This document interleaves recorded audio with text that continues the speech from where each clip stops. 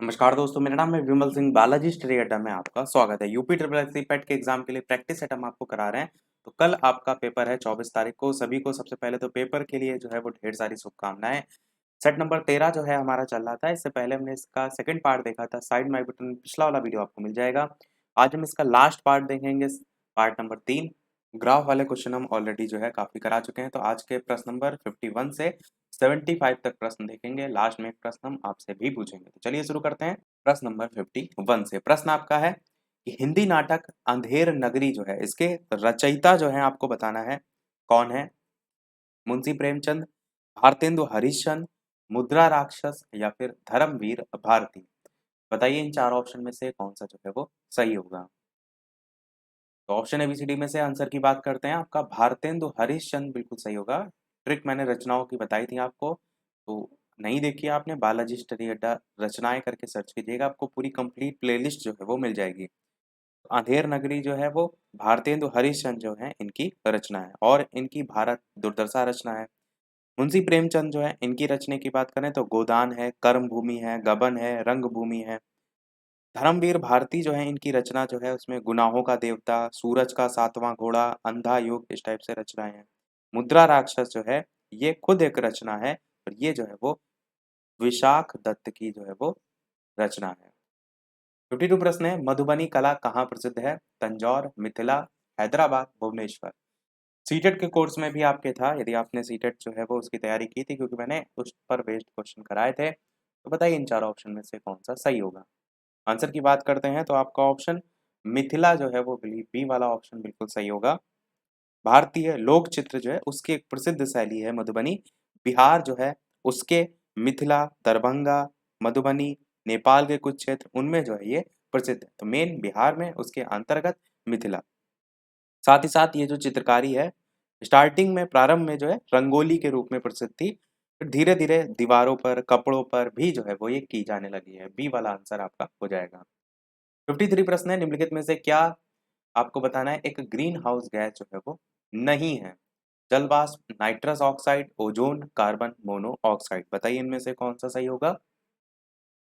Answer की बात करते हैं तो ऑप्शन एबीसीडी में से आंसर की बात करते हैं। कार्बन मोनो ऑक्साइड ये आपकी ग्रीन हाउस गैस नहीं है।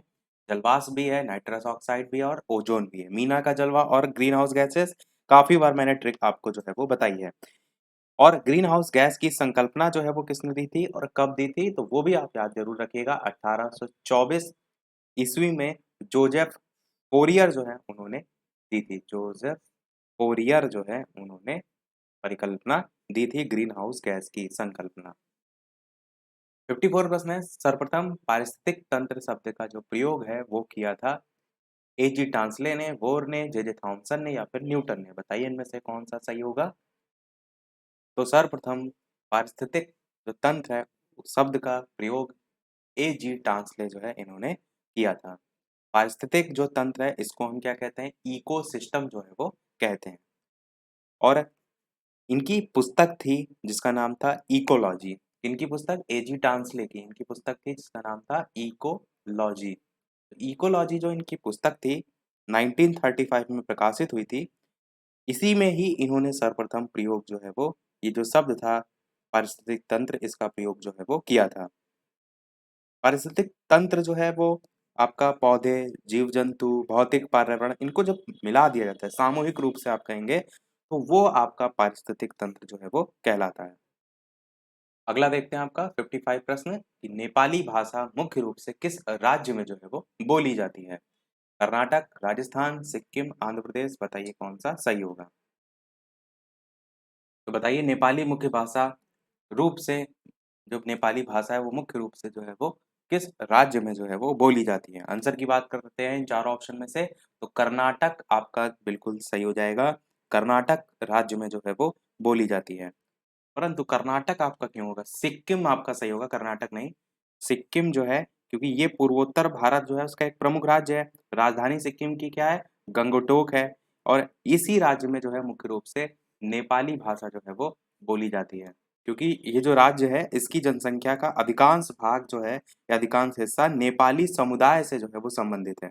और यहाँ पर नेपाली भाषा के अलावा अंग्रेजी, लिम्बू, हिंदी भाषा का भी यूज जो है वो होता है। और धर्म यहाँ पर हिंदू और बौद्ध धर्म प्रमुख रूप से है। 56 प्रश्न है, इनमें से सर्वाधिक सीमाओं वाला देश जो है वो कौन सा है? चीन, ब्राजील, कनाडा, भारत। बताइए इनमें से कौन सा सही होगा? सबसे ज्यादा सीमाओं वाला देश जो है वो कौन सा है? अब जब सबसे बड़ा क्षेत्रफल में होगा या इन चारों में ही आप देख लीजिए, सबसे बड़ी जनसंख्या किसमें आती है? चाइना में आती है। और जब ज़्यादा फैला है तो उससे ही थोड़ा सा जोड़कर आप याद रख सकते हैं कि सर्वाधिक सीमाओं वाला देश भी यही है आपका। 14 देशों की सीमा जो है ये चाइना जो है वो स्पर्श करता है। इसमें आपका उत्तर कोरिया, रूस, Mongolia, Kazakhstan, Afghanistan, Bharat, Pakistan, Nepal, Bhutan, Myanmar, Laos, Vietnam, इसी टाइप से सब नाम आते हैं। अगला प्रश्न 57 है आपका कि मृत्यु दंड के मामले में क्षमा देने का अधिकार जो है वो किसे है? प्रधानमंत्री, राष्ट्रपति, मुख्य न्यायाधीश या फिर भारत के महान्यायवादी। बताइए इनमें से कौन सा जो है वो सही होगा? मृत्यु दंड के मामले में क्षमा देने का अधिकार जो है वो किसे है? आंसर की बात करते हैं option A B C D में से, तो राष्ट्रपति आपका ऑप्शन बी वाला जो है बिल्कुल सही होगा।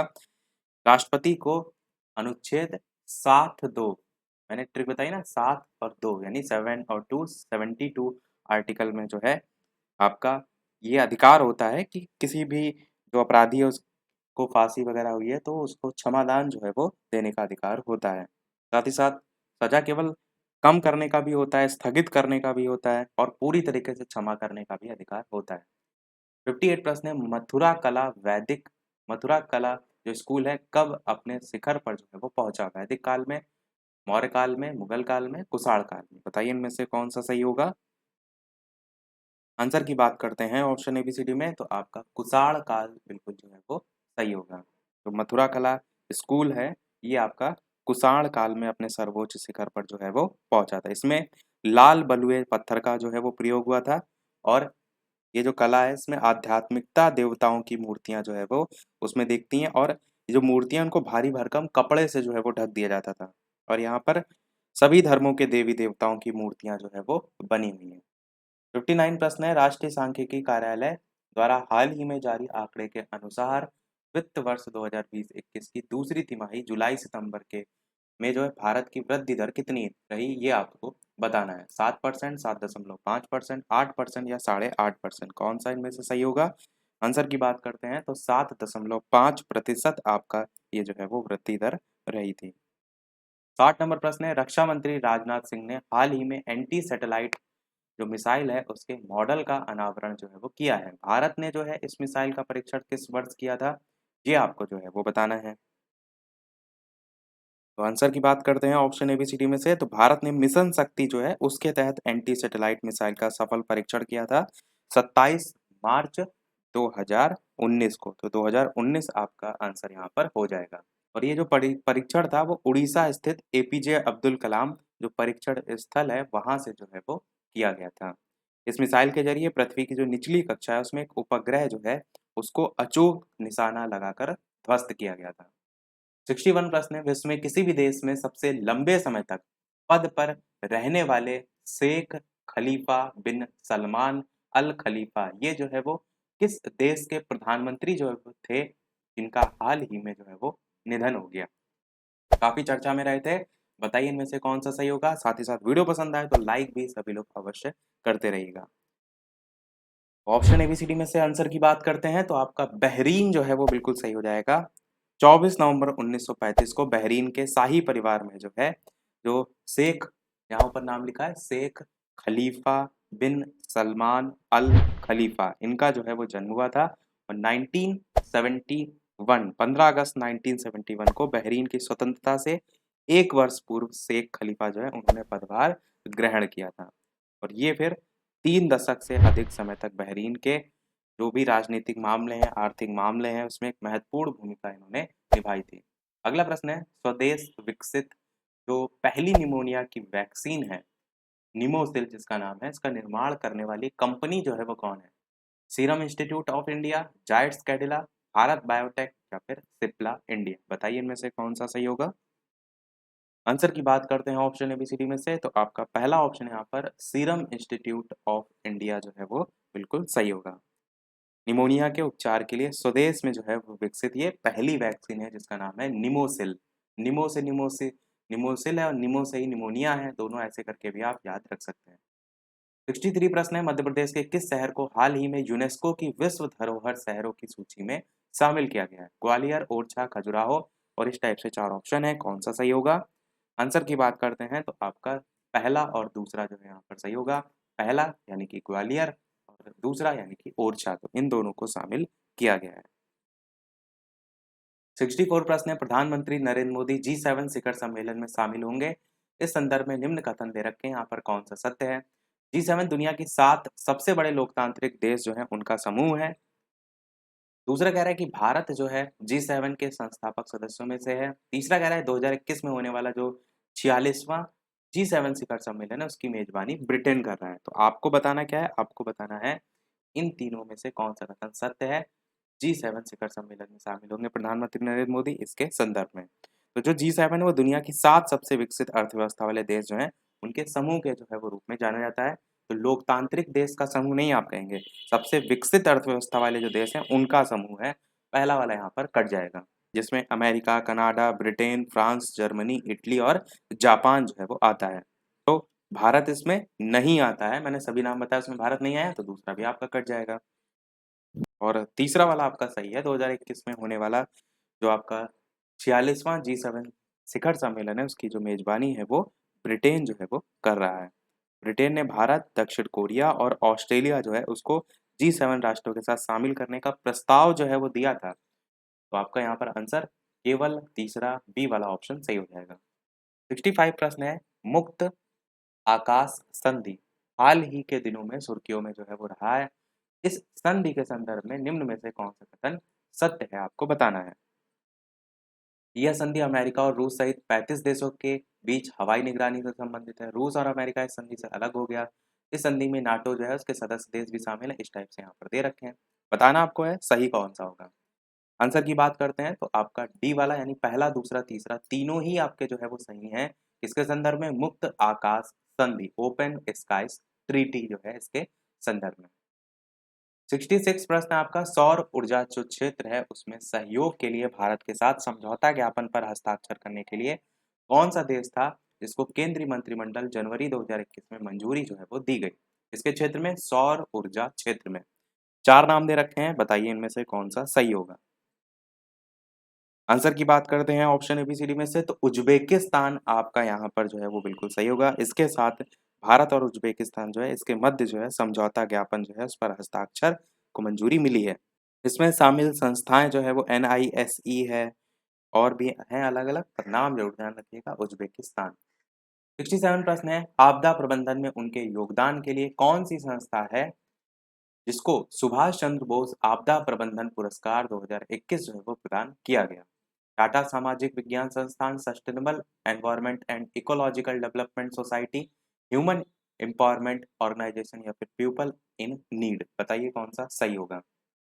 तो चलिए आंसर की बात करते हैं ऑप्शन एबीसीडी में, तो sustainable environment and ecological development society ये आपका सही हो जाएगा। आपदा प्रबंधन जो है उसमें उनके योगदान के लिए ये जो संस्था थी इसको सुभाष चंद्र बोस आपदा प्रबंधन पुरस्कार 2021 जो है वो दिया गया है। नाम क्या है? शॉर्ट फॉर्म में सीड्स। 68 प्रश्न है, भारत ने हाल ही में VLSRAM मिसाइल जो है इसका सफल परीक्षण किया है। जो मिसाइल है इसके संदर्भ में कौन सा कथन सत्य है? पहला कह रहा है DRDO ने इसे देश में ही डिजाइन और विकसित किया है। दूसरा कह रहा है आपका कि ये सतह से हवा में कम दूरी तक मार करने वाली मिसाइल है। दोनों ही आपके सही हैं और ये मिसाइल विशेष तौर पर नौसेना के लिए डिजाइन किया गया है। तीनों ही आपके सही हैं। डी वाला आपका आंसर हो जाएगा, पहला, दूसरा और तीसरा ये आपका तीनों ही इस मिसाइल के संदर्भ में सही है। 69 प्रश्न है, कंपनी निगमित के दूसरा संशोधन नियम 2021 के अनुसार अनिवासी भारतीय जिसे हम NRI कहते हैं इसके रूप में माने जाने वाले भारतीय मूल के जो व्यक्ति हैं उनके लिए भारत में रहने की न्यूनतम अवधि जो है वो कितने दिन है? 110, 120, 130, 145, बताइए कौन सा सही होगा। आंसर की बात करते हैं तो आपका ऑप्शन 120 दिन की जो है ये अवधि है। तो ये संशोधन किया गया है। पहले ये जो अवधि थी वो 182 डेज की हुआ करती थी और अब इसे घटा करके 120 दिन जो है वो कर दिया गया है। 70 प्रश्न आपका है, इनमें से किस भारतीय संस्थान को हाल ही में संयुक्त राष्ट्र का एशिया एनवायरनमेंट इन्फोर्समेंट अवार्ड 2020 जो है उससे सम्मानित किया गया है। 4 ऑप्शन है, बताइए इनमें से कौन सा सही होगा। चलिए बात करते हैं आंसर की, तो आपका ऑप्शन बिल्कुल बी वाला सही हो जाएगा, वन्य जीव अपराध नियंत्रण ब्यूरो, WCCB, ये आपका बिल्कुल सही हो जाएगा। तो सभी प्रश्न हमारे इस पोर्शन के समाप्त हुए। लास्ट के जो 5 प्रश्न हैं वो गद्यांश पर आधारित आते हैं। अब देख लेते हैं गद्यांश कि विश्व की कोई भी ऐसी सभ्यता नहीं है जिसने वनों के मूल्य को ना आंका हो। वन विभिन्न प्रकार के पशु पक्षी प्रजाति के लिए एकमात्र आश्रय स्थल होते हैं और आज भी हैं। वनों का निरंतर जो घटना है वो इनके संरक्षण की आवश्यकता भी पड़ी है। आज भी वन संरक्षण की आवश्यकता पहले जैसे ही बनी हुई है। वनों में उगे पेड़ पौधे हमारे ईंधन की समस्या का समाधान करते हैं। इमारतें, फर्नीचर, लकड़ियाँ ये सभी मिलता है। कागज के लिए कच्ची सामग्री मिलती है। इन्हें काटने के साथ साथ इनका संरक्षण भी आवश्यक है। पेड़ पौधे वर्षा करने में सहायक बनकर पर्यावरण की भी रक्षा करते हैं। वहीं कार्बन डाइऑक्साइड जैसी विषैली जो गैस है उनको सोख लेते हैं। हवा में गैसों का संतुलन बना रहता है। तो इस टाइप से यहाँ पर वनों के महत्व को बताया गया है। देखते हैं इस पर बेस्ड प्रश्न 71 की वनों का मूल्य आंकने का अर्थ जो है वो क्या है? वनों को का महत्व समझना, अत्यधिक काटना, बेचना या फिर वन लगाना। तो वन का जो मूल्य आंकेंगे आप उससे क्या अर्थ निकालेंगे? आंसर की बात करते हैं तो वनों का महत्व समझना ये मूल्य आंकना जो है होता है। जब किसी चीज़ की हमको इम्पोर्टेंस समझ में आती है। अगला है आश्रय स्थल से क्या अभिप्राय है? भोजन का स्थान, घूमने का स्थान, रहने का स्थान या आश्रम का स्थान? बताइए कौन सा सही होगा? आंसर की बात करते हैं तो रहने के स्थान जो है उसको कहते हैं हम आश्रय स्थल। वनों के संरक्षण से क्या अभिप्राय है? वनों को काटना बिल्कुल नहीं, वनों को फैलाना बिल्कुल नहीं, वनों को साफ करना भी नहीं, वनों को बचाना आपका बिल्कुल सही हो जाएगा। 74 प्रश्न सेकंड लास्ट है, स्टार्टिंग मैंने बताया था, बस 75 तक हम प्रश्न देखेंगे, लास्ट में एक प्रश्न हम आपसे भी पूछेंगे। 74 प्रश्न है, वन पर्यावरण की रक्षा किस प्रकार से करते हैं? तेज हवाएं चलाकर करते हैं, छाया देकर करते हैं, वर्षा करने में सहायक बनकर या फिर लकड़ी देकर। तो पर्यावरण की रक्षा किस प्रकार से करते हैं? तो आप क्या कहेंगे? वर्षा कराने में सहायक बनकर जो है रक्षा करते हैं। सी वाला आपका ऑप्शन बिल्कुल सही हो जाएगा। देखते हैं हमारा अगला और इस वीडियो का लास्ट प्रश्न। इसके अलावा वीडियो अभी तक आपने लाइक ना किया हो, सभी लोग वीडियो को लाइक भी करते रहिएगा। चैनल पर नए हो सब्सक्राइब करके जुड़ जाइएगा और टेलीग्राम चैनल से जो भी ना जुड़े हो लिंक आपको डिस्क्रिप्शन में मिल जाएगी। बालाजी स्टडी अड्डा सर्च करके भी जुड़ सकते हैं।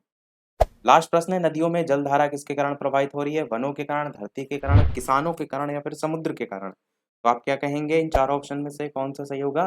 तो जलधारा नदियों में जो है वो वनों के कारण जो है वो हो रही है, क्योंकि वन जो है अपने भीतर जल की जो अमृत धारा होती है उसको संजो कर प्रवाहित हो रही है। ऊपर हमने लास्ट में पैराग्राफ में देखा था। वैसे देखा जाए अगर आप पैराग्राफ को ना पढ़ते तो समुद्रों से आप लगाकर चले आते, परंतु इसीलिए पैराग्राफ थोड़ा बहुत आपको जो है वो स्पीड में जो है वो पढ़ लेना चाहिए। तो आपका ए वाला ऑप्शन सही हो जाएगा। सभी प्रश्न समाप्त हुए। अब एक प्रश्न आपके लिए भी, जैसे कि सभी वीडियो में हम आपसे एक ना एक प्रश्न पूछते हैं। तो इस वीडियो का आपके लिए प्रश्न है जिसका आंसर वीडियो के मेन कमेंट में टाइप करके आपको बताना है। तो सेट तो अब यहाँ पर तो हमारे सभी समाप्त हो जाएँगे। आंसर हम इसका ऑलरेडी काफ़ी बार बता चुके हैं, वो बताने की आवश्यकता नहीं है। तो सभी लोग अपना आंसर बताइएगा वीडियो के मेन कमेंट में टाइप करके। जलियांवाला जो नरसंहार है वो कब हुआ था? 13 अप्रैल 1918, 13 अप्रैल 1917, 13 अप्रैल 1919, 13 अप्रैल 1916। लाइव टाइमिंग दोपहर के 3 बजे, शाम के 8 बजे। तो लाइव आकर भी वीडियो आप देख सकते हैं। और कल के पेपर के लिए सभी को बेस्ट विशेस। पेपर में नेगेटिव मार्किंग भी है, इस चीज़ का विशेष ध्यान रखिएगा, क्योंकि नेगेटिव मार्किंग से क्या होता है कि जो आपके सही प्रश्न भी होते हैं वो भी आपके नेगेटिव में चले जाते हैं। तो कोशिश ये कीजिएगा कि जिस पे आप लगभग 60% तक श्योर हो उसी प्रश्न को जो है वो करिएगा। और बाकी एक दो सेट आप खुद से जो है पेपर देने से पहले जो है वो करके देख सकते हैं, जिससे आपको समय और प्रश्न जो है उसका अंदाजा लग सके। आज के वीडियो में इतना ही रखते हैं, मिलते हैं अगले वीडियो में कुछ नए प्रश्नों के साथ, नए टॉपिक के साथ। तब तक के लिए नमस्कार, जय हिंद।